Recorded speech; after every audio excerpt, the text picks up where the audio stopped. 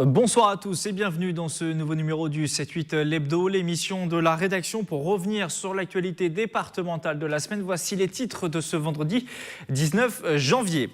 Ancien maire de Montigny-le-Bretonneux et ex-président de 50 ans en Yvelines, il est désormais sénateur. Michel Laugier, nous avons pu le suivre au Palais du Luxembourg. Il sera aussi notre invité pour cette émission, l'occasion d'évoquer les actualités locales du moment, métropole du Grand Paris et ligne 18 notamment.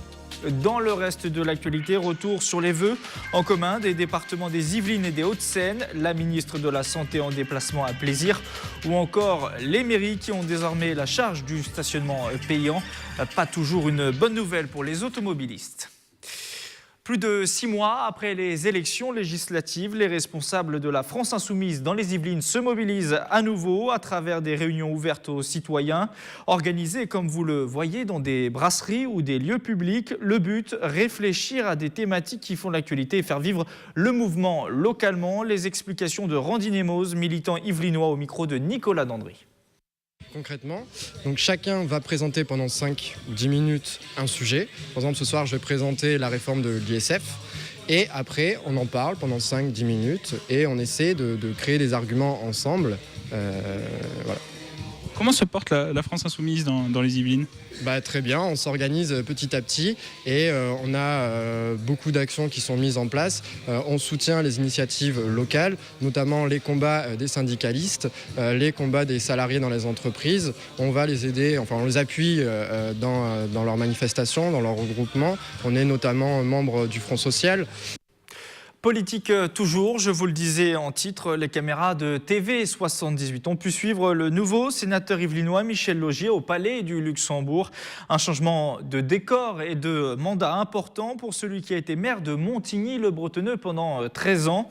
Il sera d'ailleurs avec nous sur ce plateau pour en parler. Mais d'abord, reportage au Sénat, regardez.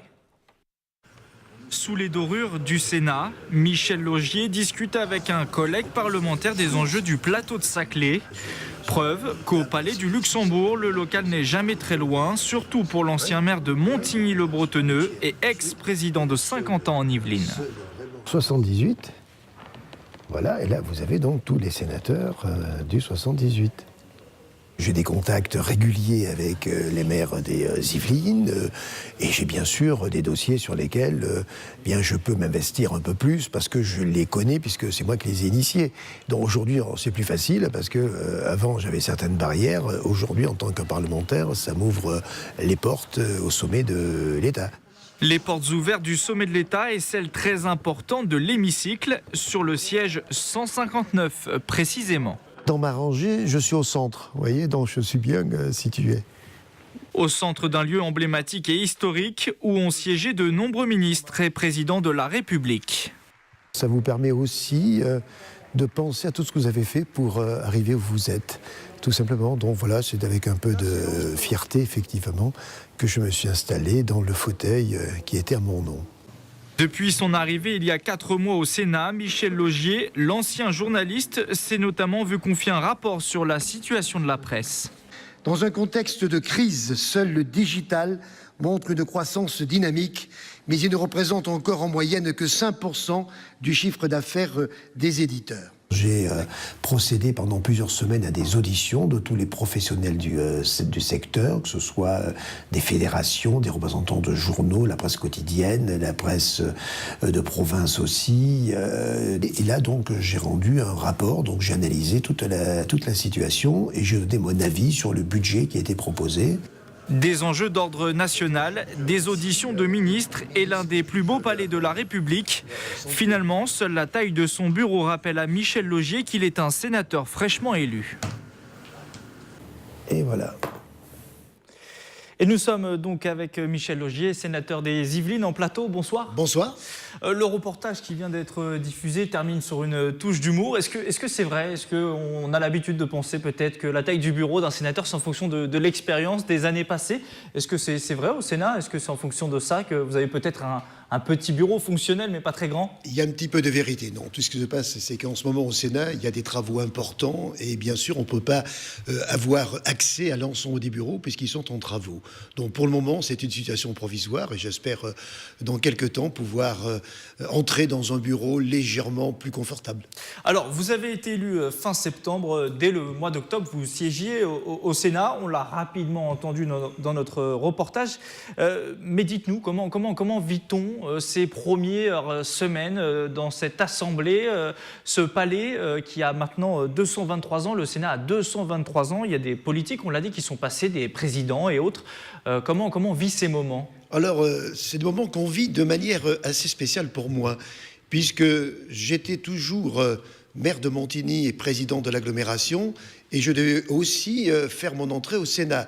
Donc c'est des moments qui ne sont pas toujours simples à gérer. Alors c'est vrai, il y a cette fierté, ce bonheur de pouvoir siéger dans ce beau palais de la République, mais quelque part aussi, vous aviez aussi le souci de la succession, de tout ce qui allait se passer dans les responsabilités qui étaient les vôtres. Aujourd'hui, vous êtes pleinement sénateur, vous êtes l'esprit un peu plus libre? Aujourd'hui, j'ai l'esprit libre du sénateur, j'ai la sagesse du sénateur pour aborder toutes aujourd'hui les décisions que je serai amené à prendre, parce que je regarde que maintenant au niveau local les choses sont bien installées et la vie continue. On a plus de temps de travailler sur les dossiers quand on est sénateur que peut-être quand on a des mandats locaux. Vous le disiez aussi hier en off, mais on ne vous appelle plus le soir quand il y a des problèmes avec la police municipale ou les pompiers. Ça permet de prendre du temps, de voir les choses différemment. Vous avez une autre qualité de vie, bien sûr. Vous avez d'autres moyens, mais vous avez aussi des responsabilités importantes, puisque vous devez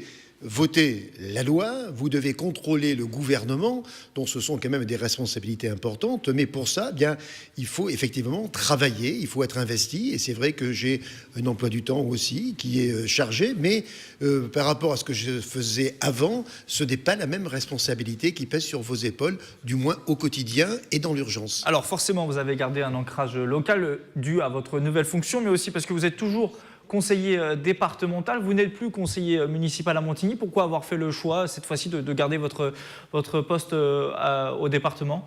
Tout simplement parce que je souhaitais garder un ancrage local. Ça me paraît important pour un parlementaire de bien connaître ce qui se passe sur le terrain. Et finalement, la meilleure des situations, c'est d'être élu. Alors ensuite, par rapport aux responsabilités qui étaient les miennes dans l'exécutif, quand vous êtes patron d'un exécutif local, que ce soit à la ville de Montigny ou à l'agglomération, je me voyais mal rester dans la salle, être dans un coin, ça aurait été difficile pour moi. Et puis à partir du moment où j'ai fait un choix, eh bien je laisse l'entière responsabilité à ceux qui aujourd'hui assument les fonctions qui étaient les miennes il y a encore quelques temps. Est-ce que vous restez curieux tout de même de voir ce qui se passe très localement, par exemple à Montigny-le-Bretonneux? Est-ce que vous pouvez vous renseigner directement auprès du nouveau maire par curiosité personnelle? Je ne me renseigne pas puisque Jean-Luc Ourgaud est un ami depuis longtemps. Toute l'équipe municipale en place, eh bien, c'est quand même moi qui l'ai choisi, donc j'ai toujours des relations privilégiées avec mes élus, mais surtout avec la population. Vous savez, je reste inimontain, je vais faire mes courses, je prends les transports en commun pour aller au Sénat, donc je croise énormément de personnes, et c'est cette qualité, finalement, moi, de vie qui m'intéresse, c'est toujours être en contact, donc je veux être un élu national, mais avec un véritable ancrage local. En tout cas, il y a des sujets locaux qui vous concernent forcément en tant que sénateur. C'est le cas, par exemple, du projet de la métropole du Grand Paris. Les annonces du gouvernement sont attendues mi-février. Les départements, eux, s'inquiètent toujours de leur éventuelle disparition d'une métropole qui serait limitée à la petite couronne. Ces sujets étaient d'ailleurs au cœur des vœux communs des Yvelines et des Hauts-de-Seine mardi. Reportage de Mickaël Elmidoro. Panneaux lumineux géants, pins, pétition à l'entrée, le ton est donné. Les Yvelines et les Hauts-de-Seine refusent la future métropole et l'ont fait savoir ce mardi soir lors de leur cérémonie de vœux communes. Ce redécoupage étudié par l'État vise à créer une métropole de rang mondial limitée à Paris et à la Petite Couronne. Exit les autres départements de la région parisienne, dont les Yvelines. On nous parle de simplification, mais c'est pour inventer à chaque fois de nouvelles usines à gaz qui nous contraignent à des dépenses d'énergie et d'argent considérables sans jamais produire le moindre bénéfice mesurable. Une mesure qui mettrait en péril la fusion entre les Yvelines et les Hauts-de-Seine, un rapprochement opéré depuis 2016. Quand vous avez une voiture qui est en panne et une voiture qui marche, vous ne prenez pas la voiture qui marche pour réparer la voiture qui est en panne. C'est ce qu'est en train de faire le gouvernement. Et ça m'agace parce que c'est dramatique. Ça nous mettra tous à pied, là où il faudrait qu'on monte dans une voiture qui est celle de la croissance. Dans leur sillage, les présidents des 5 autres départements d'Île-de-France ont pris la parole au pupitre ou via des vidéos pour dénoncer ce futur redécoupage. Le socialiste, le communiste, l'homme de droite, tous ces gens sont ensemble, sont d'accord. Il faut décentraliser parce que un service public qui fonctionne, c'est un service qui est à proximité des besoins des usagers. Pour La République En Marche, le scénario n'est pas encore tranché. L'Élysée devrait communiquer dans les prochaines semaines sur le nouveau statut de cette métropole. Tout dépend des compétences qui seront affectées aussi aux différentes entités. Je pense en tout cas ce qui est attendu, c'est plus d'efficacité et plus de simplicité parce qu'aujourd'hui, nos concitoyens, ils ne savent pas forcément quelle est l'entité pertinente pour quelles actions à mener. Pour apaiser les tensions, la soirée s'est clôturée par des concerts de musique classique. La chanson devrait être différente dans les prochains jours sur la scène politique régionale. Le 31 janvier, les 7 présidents de départements se rassembleront de nouveau à Boulogne-Billancourt pour défendre une métropole régionale. Michel Laugier, vous étiez présent à Bien cette sûr, soirée mardi soir. Quel serait l'impact concrètement, par exemple pour Saint-Quentin-en-Yvelines, pour Montigny-le-Bretonneux, pour le département des Yvelines, si jamais la métropole restait dans son schéma actuel, c'est-à-dire qui exclut la Grande Couronne? Eh bien, ça veut dire tout simplement que la région Île-de-France évoluerait à 2 vitesses, ce qui est inacceptable. Et finalement, tous les moyens seraient mis sur cette métropole. Ça veut dire qu'il resterait plus grand-chose pour les autres départements périphériques. Et en plus, aujourd'hui, on ne sait toujours pas. On ne sait toujours pas ce qui va se passer. Parce qu'il y a l'idée... C'est que des papiers dans la presse qui sortent. Oui, mais vous avez l'idée aujourd'hui de Paris et des départements de première couronne. Mais vous avez aussi une option qui serait aussi d'intégrer à cette nouvelle organisation Roissy, parce que comment faire une région qui a, disons, une compétence mondiale si on n'a pas des aéroports? Donc on prendrait Roissy, Orly, Plateau de Saclay, Vélizy et la partie la plus riche de Saint-Quentin-en-Yvelines. C'est ça aussi dans l'idée. Vous vous rendez compte? Donc on pourrait séparer Saint-Quentin-en-Yvelines quasiment en deux. Exactement. Donc, est-ce que vous vous rendez compte de ces décisions, ce qui ferait que nous aurions ensuite un département, un territoire qui serait à double vitesse, mais avec une première partie qui aurait bien sûr tous les atouts, et la deuxième partie qui ne vivrait qu'aux dépens des autres. En tant que sénateur, aussi avec vos collègues sénateurs des Yvelines, de l'Essonne et autres, est-ce que vous arrivez à avoir des informations, à peser sur un tel sujet? Est-ce que vous pensez que le gouvernement vous écoute sur cette question-là? Écoutez, on saisit le gouvernement. On pose des questions. Vous voyez bien que pour le moment, on n'a aucune réponse, ou alors... C'est la période des sports d'hiver. On a droit à un slalom dans les réponses qui nous sont faites par les ministres. Regardez bien, toutes les décisions importantes aujourd'hui, on les repousse à plus tard. La métropole, on devait avoir une réponse avant la fin de l'année. Eh bien là, on est presque à la fin du mois de janvier. Nous n'avons toujours rien. Et on ne sent pas que quelque chose soit vraiment mûr. Ou alors, vous savez... Aujourd'hui, le vrai problème, c'est qu'à la tête de l'État, il y a aussi beaucoup de personnes qui n'ont aucune expérience locale. Et donc, ils ont du mal à mesurer l'impact sur les collectivités. La question qui se pose aussi, qui est sous-jacente, c'est celle du millefeuille territorial. Beaucoup disent qu'il y a un échelon en trop. Vous êtes pour la fusion entre la métropole et la région. Est-ce qu'il ne faudrait pas aussi penser à supprimer, par exemple, les départements? On voit que les intercommunalités, ça marche. On prend Saint-Quentin-en-Yvelines, ça marche très bien. Les communes sont évidemment intouchables. Ce qui reste derrière, c'est les départements. Est-ce que ça, c'est pas une bonne intention aussi de vouloir réduire le nombre d'échelons pour fluidifier le fonctionnement de la région? Vous savez, ce qui compte surtout, ce sont les compétences données aux différentes collectivités.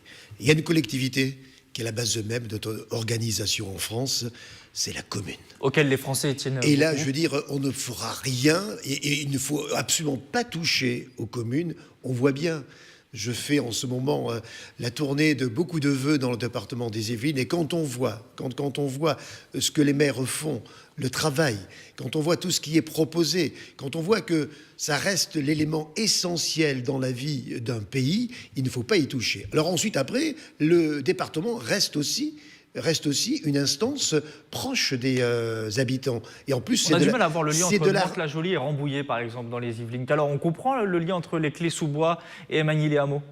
Oui, mais vous avez après, justement, à faire un rééquilibre. Parce qu'à ce moment-là, si vous prenez que la richesse zone par zone, là, il n'y a pas de redistribution. Donc, au niveau d'un département, et regardez bien déjà le département des Yvelines, qui est un département très urbanisé à certains endroits et qui est très agricole dans d'autres. Un département qui est très riche en recettes économiques à certains endroits et malheureusement, dans d'autres endroits, c'est quand même des zones un peu sinistrées.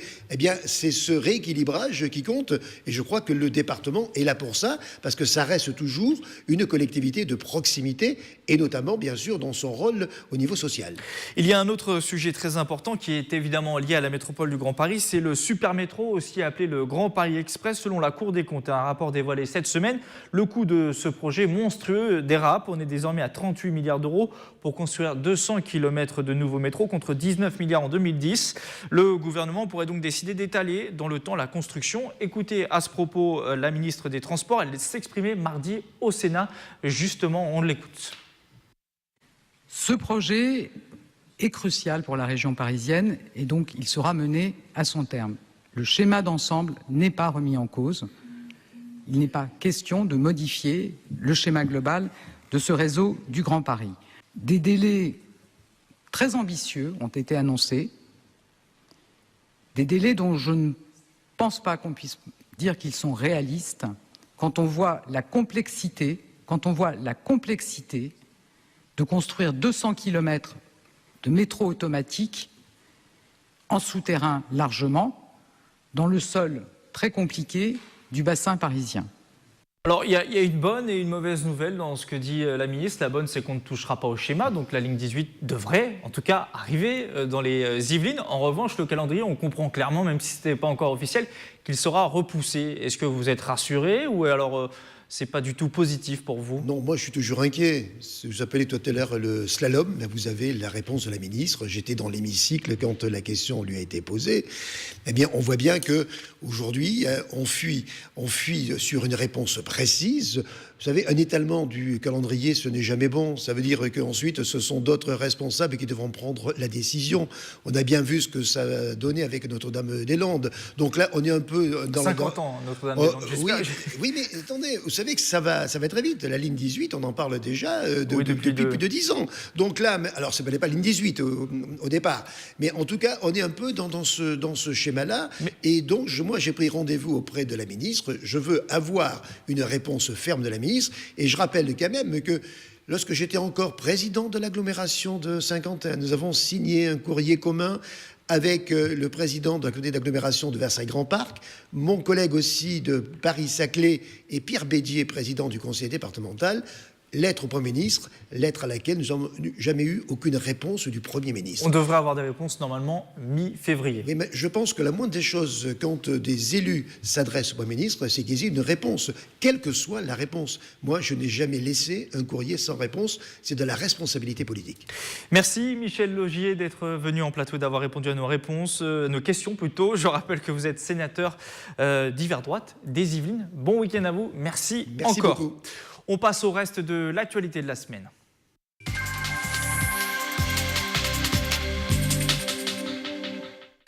En France, un enfant sur 5 vit sous le seuil de pauvreté, un constat alarmant pour les professionnels du secteur de la petite enfance. Une concertation sur le sujet a été lancée par le président de la République Emmanuel Macron en octobre dernier. Lundi, une première rencontre se déroulait à Plaisir en présence d'Agnès Buzyn, ministre des Solidarités et de la Santé. Reportage de Camille Lambert. Représentants de la Caisse d'allocation familiale des Yvelines, de la Croix-Rouge ou d'associations en faveur des plus démunis, ce sont eux les premiers acteurs de la lutte contre la pauvreté et notamment celle des enfants. En présence de la ministre des Solidarités et de la Santé, ils ont fait part de leurs connaissances et de leurs attentes. On a toujours des attentes sur la question de la parentalité et de la petite enfance, d'autant que c'est quand même le premier pied à l'étrier, je dirais, sur le lien social. Et c'est ce qui a été évoqué par Madame la ministre. Donc ça, c'est déjà le premier point, de bien repréciser que faire société, ça passe aussi et surtout par les tout-petits. Dans l'attente et de pouvoir peut-être participer à des groupes de travail, parce qu'on n'a fait que évoquer ce matin le sujet et qu'il faut approfondir. En France, 1 enfant sur 5 vivrait sous le seuil de pauvreté. Cette journée marquait la première d'une série de concertations lancées par le gouvernement en octobre 2017. Objectif, établir une stratégie de lutte contre la pauvreté des enfants. Nous voyons qu'il va falloir intervenir sur le repérage, l'identification des besoins, sur l'accès aux droits, sur la formation des professionnels. Ce que je note aussi, c'est une mobilisation et un engagement très fort des acteurs de terrain, avec énormément d'initiatives locales. Ça m'a permis de parler surtout des dispositifs innovants en faveur de l'enfance, notamment l'espace bébé parents qui est un lieu d'échange, un lieu d'accueil. Un dispositif que la Croix-Rouge souhaite développer en milieu rural sous une forme itinérante. Une dizaine d'autres rencontres de ce type sont prévues partout en France. Remise de la stratégie adoptée à l'issue de ces réunions prévues fin mars au président de la République. Et la ministre de la Santé a poursuivi son déplacement lundi dans les Yvelines. Elle s'est rendue à Poissy pour l'extension du centre hospitalier intercommunal Poissy-Saint-Germain, le plus important d'Île-de-France. Le nouveau bâtiment de 19 000 mètres carrés doit être livré en 2020 pour un coût global estimé à 70 millions d'euros. La colère des agents pénitentiaires perdure après une série d'agressions dans plusieurs prisons de France et notamment en Corse. Encore vendredi matin, malgré des annonces et des rencontres avec la ministre de la Justice, la mobilisation se poursuit un peu partout. À Bois d'Arcy, si le mouvement n'est pas très important, la situation est pointée du doigt par les syndicats. Comme nous l'expliquait mercredi soir sur notre plateau, le secrétaire local adjoint de FO pénitentiaire. Extrait. D'aujourd'hui, on est amené à gérer des détenus de plus en plus violents, voire radicalisés ou en cours de radicalisation pour certains. Et malheureusement, on n'a pas les moyens. On n'a pas les moyens matériels, on n'a pas les moyens humains pour gérer ces détenus. C'est-à-dire que c'est très compliqué pour nous de faire face à ces actes de violence. Il faut savoir que dans notre administration et dans nos détentions, la violence, c'est quotidien, que ce soit des insultes, des menaces ou des violences physiques. Vous avez dit, encore il y a quelques jours à Mont-de-Marsan, il y a 7 agents qui ont été blessés assez gravement. Hier, ça a été à Tarascon. Demain, ça peut arriver à Bois d'Arcy. Ça peut, voilà, ça passe. Tout à fait. Si on relocalise sur Bois d'Arcy, on est dans un contexte où on parle souvent de surpopulation des prisons, des maisons d'arrêt, un taux d'occupation parfois à 200%. Qu'en est-il là sur Bois d'Arcy ? On est quasiment à 200%. C'est-à-dire qu'on est à peu près à 1000 détenus pour 560 places. Donc c'est avec le même nombre de surveillants qu'il y a des années. Voilà, c'est très difficile pour nous pour gérer au quotidien. Il faut gérer des mouvements pour aller à l'infirmerie, des mouvements parloirs, des activités. Voilà, le surveillant, à l'heure d'aujourd'hui, il est débordé. Il ne peut plus gérer un étage comme il devrait gérer une unité. C'est l'un des changements qui a accompagné la nouvelle année. Le stationnement est devenu une compétence des communes. Désormais, ce sont elles qui fixent le tarif des amendes. Et dans les Yvelines, en cas de non-paiement à l'eurodateur, les automobilistes devront débourser de 15 à 35 € selon les villes. Le point avec Camille Lambert. Ne dites plus PV, mais FPS, forfait post-stationnement. C'est une nouveauté de cette rentrée 2018. Ce sont les villes qui fixent elles-mêmes les prix de ces nouvelles amendes de stationnement. Dans les Yvelines, le tarif s'étend de 15 à 35 €. À Guyancourt, en cas d'absence de ticket derrière le pare-brise, il faudra payer 25 €. Le but, c'est pas d'obérer le pouvoir d'achat des Guyancourtois, mais c'est vraiment qu'on ait vraiment un turnover, parce qu'on est sur des zones où il y a quand même une certaine tension, où les gens bougent peu, et les résidences sont pas mal pleins. Donc on a eu quelques remontées quand même. On est à proximité de la gare, donc ça attire beaucoup de monde. Donc voilà, l'idée c'était effectivement d'avoir un montant qui soit suffisamment dissuasif, mais non plus qui ne soit pas du matraquage. Une augmentation pour gagner en efficacité. D'autres communes ont fait ce choix, comme Montigny-le-Bretonneux, passé à 25 €, Trappes et Elancourt à 35 € dans certaines zones. Plaisir maintient les 17 € de l'ancienne amende. Pour les automobilistes, cette mesure est dissuasive. 17 € déjà, c'est pas mal. Et en plus maintenant c'est 24, 25, donc maintenant je fais encore plus gaffe. Si, en principe, je paye. Si, toujours. Ouais. Vaut mieux payer que de prendre une prune, ça coûte moins cher quand même. C'est vrai que ça fait un peu mal de payer 50 centimes pour moins de 10 minutes, là, quand on fait juste un aller-retour. Voilà. Après, bon, si ça peut éviter de payer 25 €, c'est quand même mieux. Autre évolution, le paiement de l'amende est ajusté en fonction du dépassement de l'heure limite de stationnement. Si vous avez déjà payé 10 €, ils seront donc déduits. Et si la police municipale s'occupe toujours du contrôle à Guyancourt, les communes pourront aussi faire appel à des sociétés privées. Les travaux ont débuté il y a presque 2 ans, en mars 2016. C'est un chantier d'envergure qui se déroule en ce moment pour le site MGEN de la Verrière. Une reconstruction totale des 2 sites, Rivière et Forestier, est opérée pour en faire un seul établissement d'une capacité de près de 500 lits. Le point sur l'avancée des travaux avec Mélanie Poquet. Ici pousse l'un des bâtiments dédiés à la santé mentale. Depuis mars 2016, le site médical de la MGEN La Verrière poursuit sa mue. 40 000 m² de surface plancher, un investissement de 100 millions d'euros. Donc c'est pour la MGEN un très gros chantier. Le chantier, c'est un chantier à haute qualité environnementale, effectivement. La certification des études a été faite. Et puis nous avançons aujourd'hui sur la réalisation avec une maîtrise des nuisances au niveau du chantier. Un chantier qui permet de fusionner les 2 sites historiques, Marcel Rivière et Denis Forestier, jugés vétustes. La livraison du bâtiment santé mentale est prévue pour la fin de l'année 2018. Le centre Denis Forestier, lui, continue son activité telle que. Lui ne viendra, comme je le disais précédemment, qu'à la fin de la réalisation. Là, on transférera l'ensemble de nos patients et de nos résidents. Nous avons la chance également que toute la production, restauration est située sur le site gériatrique Denis Forestier. Donc on continue à livrer la restauration du premier site, comme celui de l'Institut Marcel Rivière, sans aucun impact pour nos patients. Les travaux sont prévus sur 3 ans. Fin 2019, le site aura 485 lits. C'est 76 de plus qu'auparavant. C'est la fin de ce 7-8 l'hebdo. Retour de l'actualité en direct lundi à 18 h sur l'antenne de TV 78. Bon week-end à tous et à la semaine prochaine.